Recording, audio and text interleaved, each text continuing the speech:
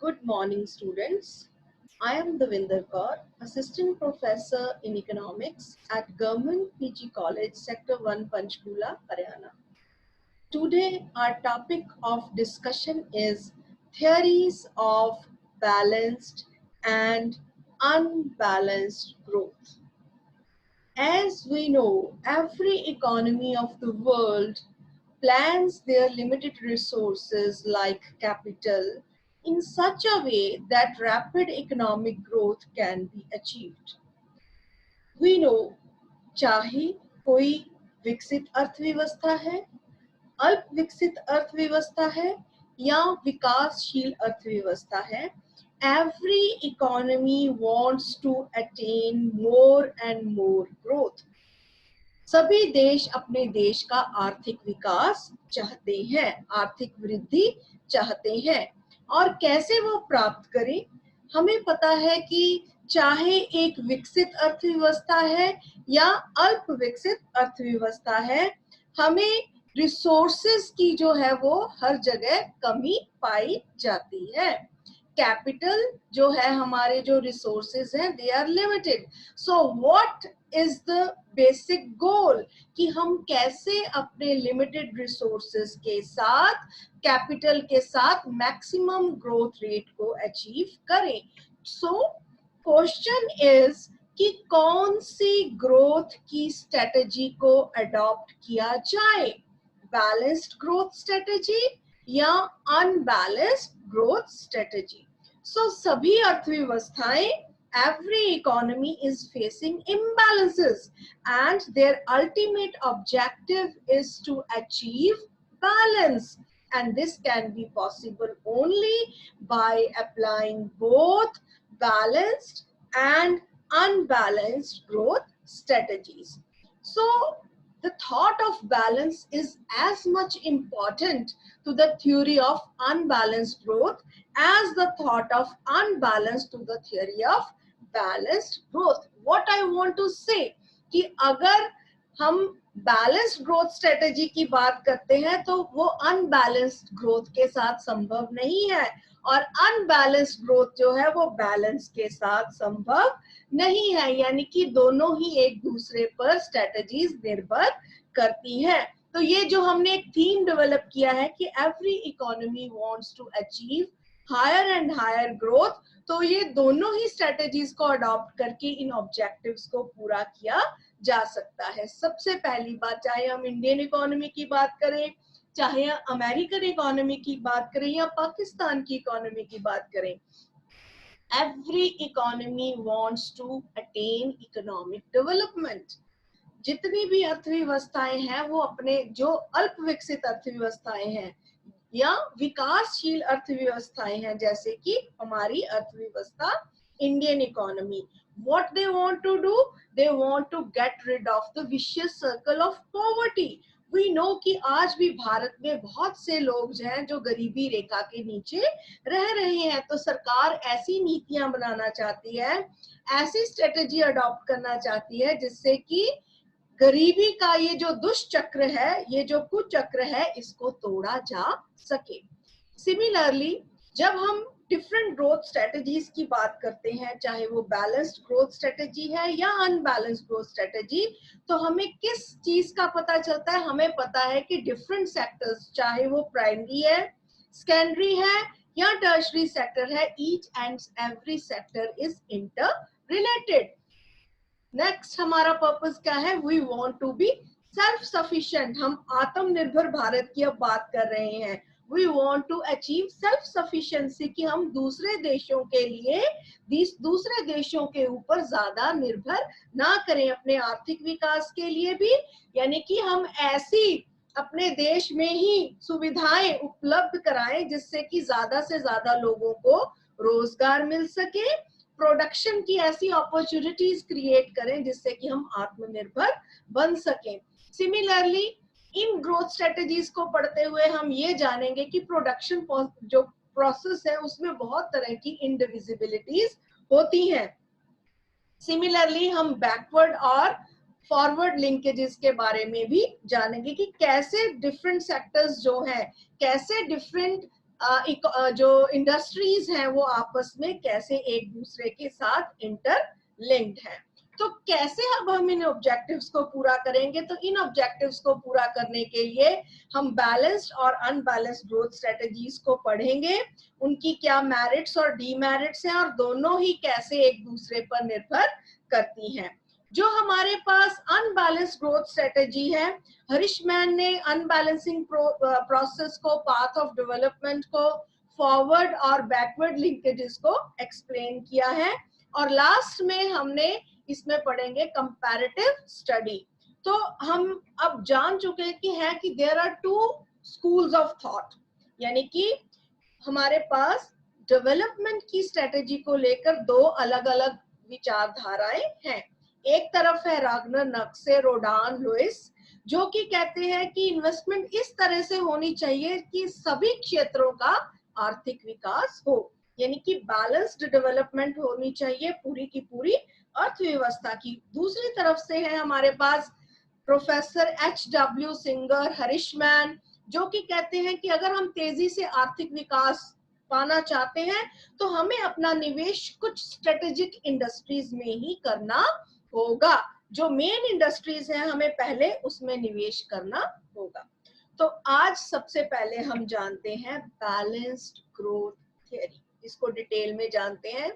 Louis कहते हैं balanced growth means that all sectors of the economy should grow simultaneously so as to keep proper balance between industry and agriculture and between production for home consumption and production for exports.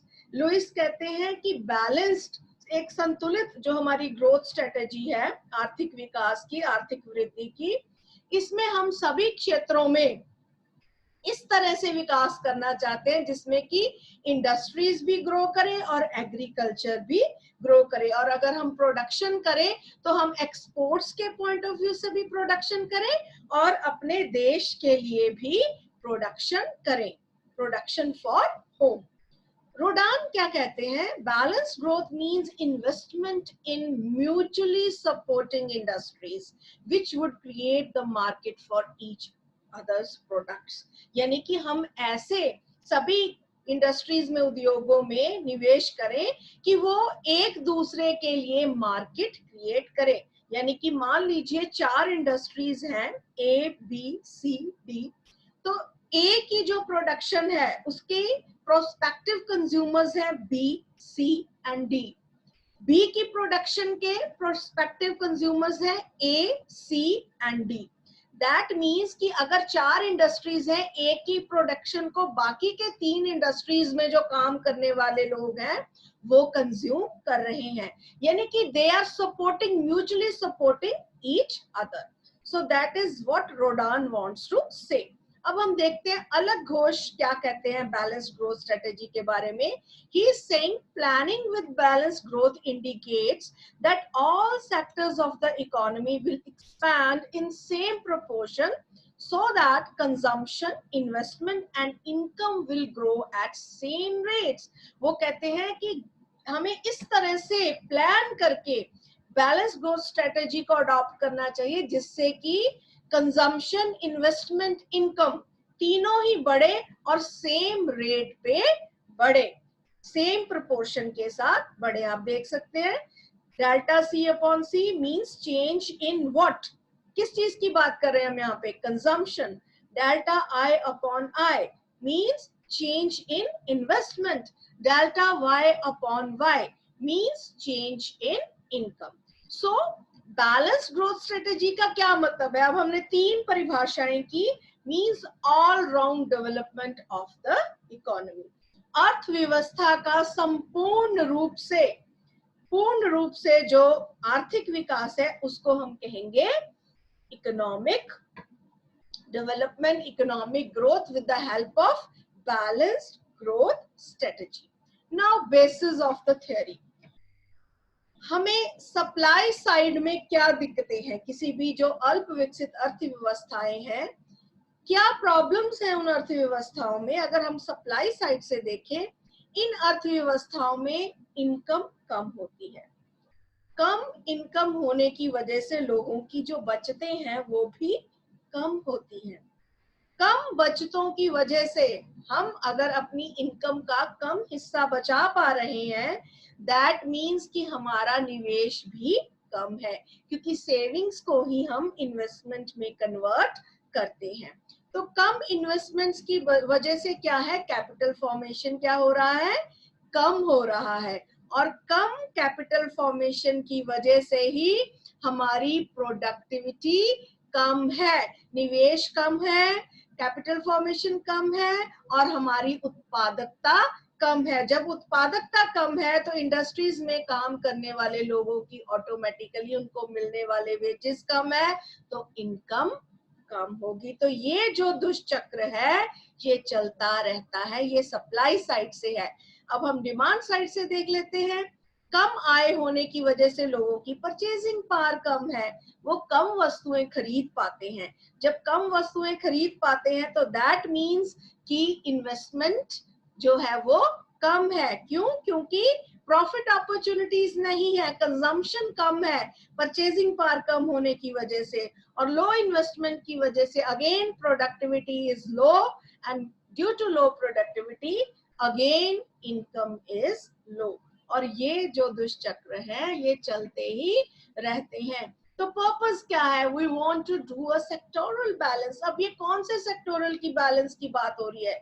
We know, जैसे India में हम basically economy को 3 मुख्य भागों में बांटते हैं, primary, secondary and tertiary sector. तो वो कहते हैं कि जो एग्रीकल्चर और इंडस्ट्रियल सेक्टर है ये दोनों ही एक दूसरे पर निर्भर भी करते हैं और एक दूसरे को कॉम्प्लीमेंट भी करते हैं। एग्रीकल्चर जो है इंडस्ट्रीज को रॉ मटेरियल देता है और इंडस्ट्रीज एग्रीकल्चर को फिनिश्ड गुड्स और मशीनरी प्रोवाइड करती है। तो दोनों ही एक दूसरे पर निर्भर करते हैं, तो सेक्टोरल बैलेंस होना जरूरी है।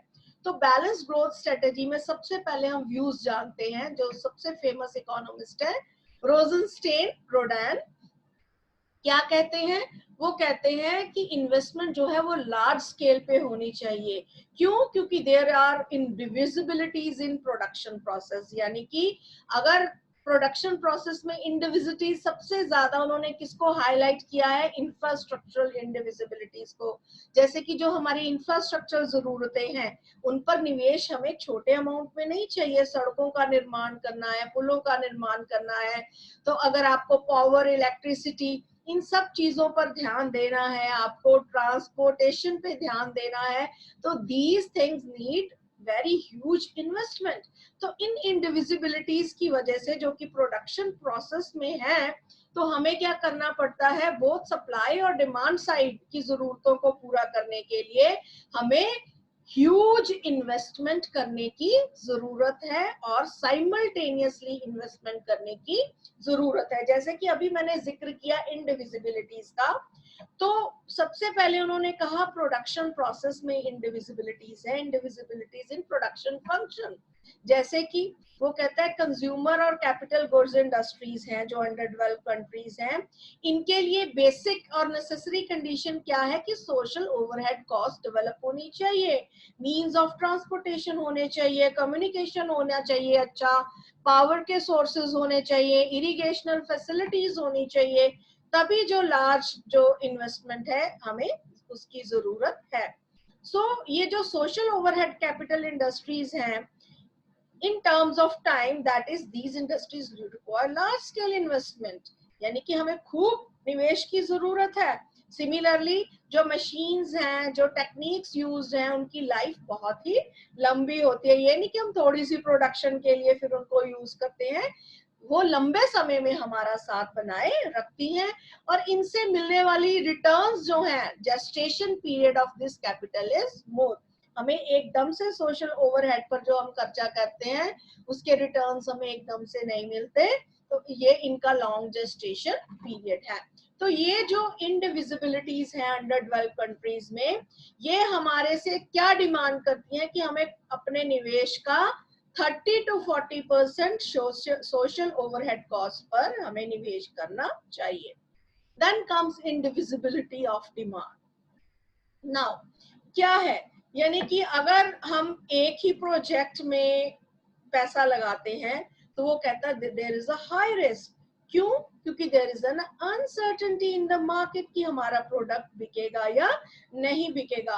तो वो कहता है कि अगर एक शू फैक्ट्री है तो सारे लोग की शूज ही नहीं अकेले खरीदते, हमारी और भी बहुत सारी जरूरतें हैं। तो हमें अपना निवेश एक ही जगह नहीं लगाना चाहिए, डिफरेंट डिफरेंट इंडस्ट्रीज में लगाना चाहिए ताकि हमारा रिस्क कम हो सके।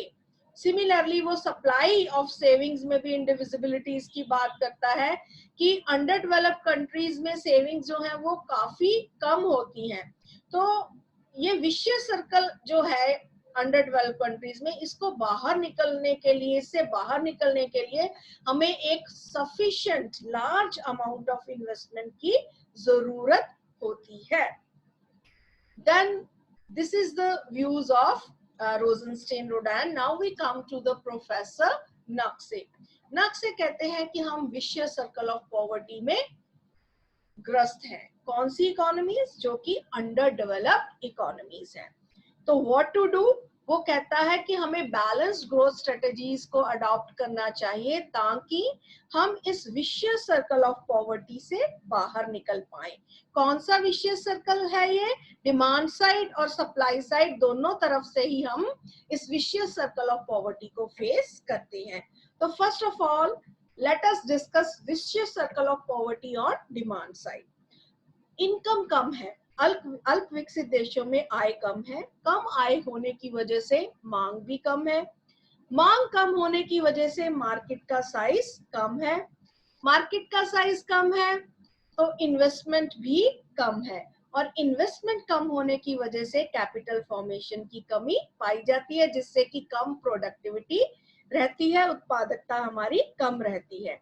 सिमिलरली अगर सप्लाई साइड में देखें, कम इनकम, कम बचतें, कम निवेश, कम कैपिटल फॉर्मेशन और कम productivity. So this is the vicious circle of poverty from demand and supply side. तो नक्से कहता है तो कैसे करें, कैसे ब्रेक करें इस विशियस सर्कल ऑफ पॉवर्टी को? तो कहते हैं solution is balanced growth strategy. Complementarity of demand. वो कहता है कि बहुत सारी इंडस्ट्रीज हैं जो कि डिफरेंट डिफरेंट तरह की गुड्स को प्रोड्यूस करती हैं। इनको हमें सेटअप करना चाहिए ताकि एक इंडस्ट्री दूसरी इंडस्ट्री के लिए डिमांड को पैदा कर सके या उसका प्रोस्पेक्टिव कंज्यूमर बन सके। यानी कि हमें एक दो इंडस्ट्रीज नहीं, बहुत सारी इंडस्ट्रीज एस्टेब्लिश करनी चाहिए जो कि एक दूसरे के लिए डिमांड के अवसर पैदा करें। दूसरी वो बात कहते हैं कि गवर्नमेंट को इसमें ज्यादा इंटरफेयर करने की जरूरत नहीं है, प्राइवेट जो एंटरप्रेन्योर है उसको आगे आना चाहिए। देन ही एक्सप्लेन्स कि हमें एक्सटर्नल इकोनॉमीज मिलती हैं जब हम डिफरेंट डिफरेंट इकोनॉमीज में डिफरेंट डिफरेंट इंडस्ट्रीज में हम निवेश करते हैं, तो उससे क्या होता है, हमारी returns, law of increasing return की वजह से, एक्सटर्नल इकोनॉमी की वजह से हमें इंक्रीजिंग रिटर्न्स मिलती हैं, जिससे कि कॉस्ट ऑफ प्रोडक्शन कम हो जाती है और जो गुड्स की डिमांड है वो बढ़ जाती है और इकोनॉमिक डेवलपमेंट तेजी से बढ़ना शुरू हो जाता है। तो वो कहते हैं कि जब इन्वेस्टमेंट बढ़ जाता है तो जिससे कि देश का आर्थिक विकास होना शुरू हो जाता है और हम स्टेशनरी इक्विलिब्रियम को जो है उसको तोड़ सकते हैं और हायर ग्रोथ रेट को अचीव करना शुरू कर सकते हैं। So these are the views of Professor Naqse for the balanced growth strategy. Now we come to the views of Lewis. तो लुइस क्या कहते हैं कि in absence of balanced growth, prices of one sector may be more than the prices of another. So on account of unfavorable terms of trade in domestic market, they may suffer heavy losses. Because of balanced growth, equality in relative prices in all the sectors will be maintained and all sectors continue to grow. तो वो कहते हैं अगर एक ही sector में हम निवेश करेंगे तो इससे क्या होगा, टर्म्स ऑफ ट्रेड जो है डोमेस्टिक मार्केट में अनफेवरेबल हो जाएंगे। तो उनको अपने फेवर में करने के लिए हमें क्या करना पड़ेगा, सभी क्षेत्रों में बैलेंस्ड वे के साथ ग्रोथ स्ट्रेटजी को अडॉप्ट करना होगा। यानी कि सभी सेक्टर्स में हमें निवेश करना होगा। तो अब कौन से डिफरेंट सेक्टर्स की बात कर रहे हैं वो, balance between agriculture and industry. वो कहते हैं अगर हम एग्रीकल्चर की डेवलपमेंट करेंगे तो इंडस्ट्रीज को रॉ मटेरियल मिलेगा, पॉपुलेशन को फूड मिलेगा, लोगों की बचतें बढ़ेंगी और कैपिटल फॉर्मेशन होगी और इंडस्ट्रियल गुड्स की डिमांड बढ़ जाएगी एग्रीकल्चर सेक्टर की डेवलपमेंट से। अब नेक्स्ट बारी है इंडस्ट्रीज की कि अगर इंडस्ट्रियल डेवलपमेंट होती है तो उससे क्या होगा, लोगों के लिए एम्प्लॉयमेंट अपॉर्चुनिटीज बढ़ जाएंगी, लोगों की आय बढ़ जाएगी, पॉपुलेशन पर प्रेशर जो है, एग्रीकल्चर सेक्टर पर जो प्रेशर है पॉपुलेशन के रिगार्डिंग वो कम हो जाएगा और एग्रीकल्चर सेक्टर को बढ़िया implements, tools, chemical fertilisers provide करेगा इंडस्ट्रियल सेक्टर। नाउ अभी तक हमने बात की दो सेक्टर्स की, एग्रीकल्चर और इंडस्ट्री के इंटरडिपेंडेंस की। अब हम बात करते हैं ह्यूमन कैपिटल और फिजिकल कैपिटल में कैसे बैलेंस क्रिएट होगा। अगर हम ह्यूमन कैपिटल में निवेश करेंगे, ह्यूमन कैपिटल मींस हम लोग, यू ऑल द स्टूडेंट्स, अगर हम आप लोगों पर निवेश करेंगे, एजुकेशन पर निवेश करेंगे, अगर देश में रहने वाले, भारत में रहने वाले ज्यादा पढ़े लिखे हैं तो क्या होगा, spread of general and technical education. तो जब पढ़े लिखे लोग होंगे तो हेल्थ और एफिशिएंसी बढ़िया होगी, प्रोडक्टिविटी इंक्रीज होगी। जब आप प्रोडक्टिव होंगे, पढ़े लिखे होंगे तो what will happen, that will lead to the increase in income and employment। और जब इनकम एंड एम्प्लॉयमेंट बढ़ेगी तो इफेक्टिव डिमांड बढ़ेगी, डिमांड के बढ़ने से इन्वेस्टमेंट होगा किसमें, that investment will be in physical capital, यानी कि लेबर को भी काम मिलेगा और जब लेबरर्स को भी काम मिलेगा, similarly physical capital in the sense कि new investments would take place, then there will be increase in capacity of production and employment, and that will lead to again increase in human capital की और ज्यादा technicians की और पढ़े लिखे लोगों की डिमांड होगी इंडस्ट्रियल और सर्विसेज सेक्टर में। So this is the balance between human capital and physical capital. Now come to the balance between domestic trade and foreign trade. तो कैसे जब डोमेस्टिक ट्रेड हमारा बढ़ेगा, that would lead to more flow of goods and services, while growth of foreign trade would yield more valuable foreign exchange needed for the economic development। यानी कि हमें इन दोनों में भी बैलेंस बना के रखना है कि हम अपनी डोमेस्टिक जरूरतों को, इंटरस्टेट जरूरतों को भी हम खत्म कर रहे हैं, अपनी एक दूसरे की जरूरतों को पूरा कर रहे हैं, और हम अगर एक्सपोर्ट कर रहे हैं दूसरे देशों को तो हम फॉरेन एक्सचेंज भी अर्न कर रहे हैं। So this is all about the three different economists' viewpoint about the balanced growth strategy. Now we come to the advantages of balanced growth. तो अगर हम बैलेंस्ड ग्रोथ को अडॉप्ट करते हैं तो क्या फायदा होने वाला है, पहले तो रीजनल डेवलपमेंट होगी, आपकी मार्केट का साइज बढ़ जाएगा। जैसे मैंने क्या कहा, हमने एक दो इंडस्ट्रीज में नहीं, सभी क्षेत्रों में जब हमने विकास करना है तो नेचुरली मार्केट का साइज बढ़ जाएगा। Then comes division of labour, labour की डिवीजन होगी, जो जिस काम में सक्षम है उसी काम को वो अडॉप्ट करेगा, यानी कि स्पेशलाइजेशन के साथ एफिशिएंटली और इफेक्टिवली जो गेन्स हैं उनको रीप करेगा। देन एक्सटर्नल इकोनॉमीज आएंगी, हमें better use of natural resources होगा और हमारे देश में creation of social overhead capital, यानी कि इंफ्रास्ट्रक्चर की डेवलपमेंट होगी। हम विदेशी ट्रेड पर कम निर्भर होंगे क्योंकि हम सेल्फ सफिशिएंसी की बात करते हैं, रेट ऑफ डेवलपमेंट बढ़ जाएगा, कैपिटल को हम इफेक्टिवली यूज कर सकते हैं और विशियस सर्कल ऑफ पॉवर्टी को तोड़ सकते हैं, खत्म कर सकते हैं, और प्राइवेट एंटरप्राइजेस को हम एनकरेजमेंट देते हैं। लेकिन फिर भी जो अनबैलेंस्ड ग्रोथ स्ट्रेटेजी के इकोनॉमिस्ट हैं लाइक फ्लेमिंग, सिंगर, हरिशमैन, कुरियारा, वो इन्होंने क्रिटिसाइज किया है बैलेंस ग्रोथ स्ट्रेटेजी को। वो कहते हैं कि व्हाट अबाउट द इकोनॉमीज जो अंडर डेवलप्ड हैं, जहां पे पहले ही रिसोर्सेज की कमी है, जहां कैपिटल नहीं है, so what about those economies? How could they achieve balanced growth strategy? How it is possible to